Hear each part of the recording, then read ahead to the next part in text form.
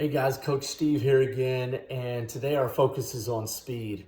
And the reason I wanted to take a couple of minutes and just visit a little bit about speed work in general is I find that regardless of what distance of race you may be training for or what level of experience you have, most programs are going to include some type of speed work, right? And it seems like when you look across a wide array of programs or you have conversations around programming, there's a lot of different workouts that get bucketed or categorized as speed work, right? And there's some big differences to those and there's some small differences. So I wanted to try and just kind of take a minute and simplify it as much as I could for you guys without getting too out into left field or whatever, right? And then kind of also offer maybe some sample workouts of each type of kind of speed work, right? So the way or where I usually start when we're kind of creating distinctions or we're talking about speed work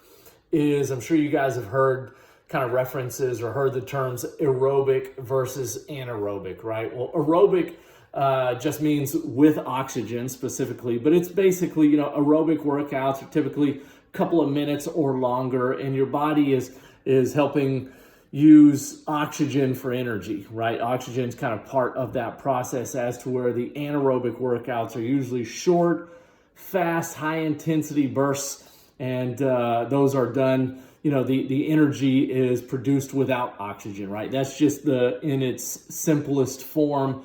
You got aerobic and you got which is some of your kind of longer stuff, and you got anaerobic, which is kind of your shorter, kind of faster bursts. And workouts inside of each of those categories get lumped in and get referred to as speed work. So I don't want you to, I'm not here to debunk any myths or say, hey, you've been calling that speed work, but it's really not. It can all still be called speed work, but it's just important to kind of understand what the differences are and kind of who needs to be training for what. And then, like I said, maybe seeing some sample ones. The next layer I would go to after kind of creating the aerobic and anaerobic distinction is, since we've got those two buckets now, what I find some of the biggest differences in the workouts are found in the amount of rest that you're getting, right? So you'll hear sometimes maybe this reference or this expression, work to rest ratio, right? So if I was going to run mile repeats, and that mile took me 8 minutes to run. If I took 8 minutes to rest after that 8-minute mile, then that would be a 1-to-1 work rest ratio, right? So I'm taking as long to rest as I did to run it, right? So that's just kind of to set the table a little bit there. So most aerobic speed work, the rest times will be way less than the amount of time it took to run that interval, because you're still trying to build aerobic capacity and aerobic power in some cases, right? So you might have, back to my mile repeats example, you might have 4 times 1 mile repeats, but you may only get a minute or two rest in between there, right? So we're still trying to build aerobic capacity or endurance, right? So you're going to run a mile, you only get a minute or two rest, and then you're at it again, right? Same way with some shorter half-mile stuff. So again, categorize that if you would. Aerobic speed work, typically your rest time is at or below the amount of time it took to run that interval.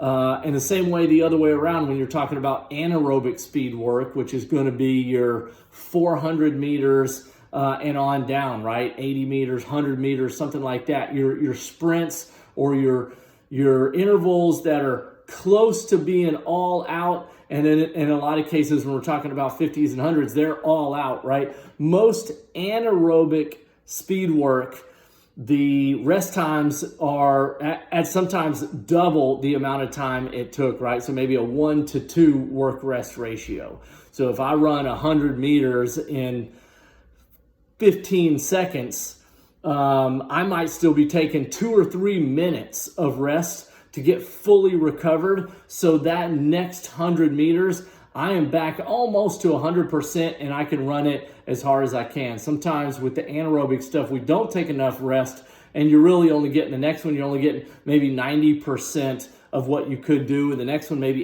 80%. By the time you get done with, 6, 7, 8, 100-meter sprints or whatever, you're really only able to give, 60, 70% of what you could give because you're not giving enough rest. So not to get too off track there, but I do think speed work is really important. And it's really fun for most people because for a lot of us, we just haven't got the chance to run real fast since we were kids. So I just wanted to offer a little bit of explanation and a little bit of kind of clarity there between, hey, there's a lot of stuff that gets listed as speed work and that's fine, but there's aerobic speed work and there's anaerobic speed work. And aerobic speed work, typically the rest times are shrunk down quite a bit and you're still trying to, you may not even feel rested and you're ready to go again, as to where the anaerobic speed work, you're getting plenty of rest, some long recoveries, and you're ready to kind of hit it hard again. The last part of speed work, or the last kind of speed work that I wanted to offer, this is going to fall into the aerobic speed work, but we talked about this a few weeks ago, which was like the fartlek type workouts, right? Which was just the speed play. You're usually not on a track when you're doing this. You're in the neighborhood, so you're using landmarks, you're using light poles and cars and houses as your starting lines and finishing lines, right? So these workouts are just a lot of fun because, again, you get to kind of pick whatever your landmarks are. And if you're going to do a 20 or 30 minute kind of fartlek run, again, that is going to be aerobic. You're never getting any all the way rest unless you're doing like some walk runs, but the runs are going to vary in length because you may be using light poles in one particular instance, you may be using cars in another. So typically the length of the intervals will vary, and obviously the shorter the interval is, the faster you're going to want to go. So fartlek workouts are a lot of fun.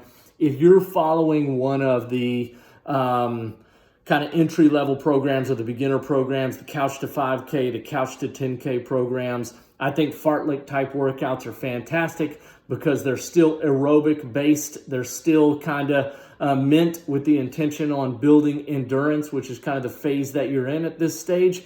But they're still fun and you get to run fast and, most of us like that kind of thing. So just wanted to share that. I apologize on a little bit of a tangent a little bit there, but I just hear a lot about speed work sometimes and not a lot of explanation on why or how or how do we, create distinction between them two. So I just wanted to give you a few minutes on some differences and some examples down below. So I hope you enjoy your workouts today. Let me know if you have any questions. I look forward to talking to you soon. Thanks, guys. Bye.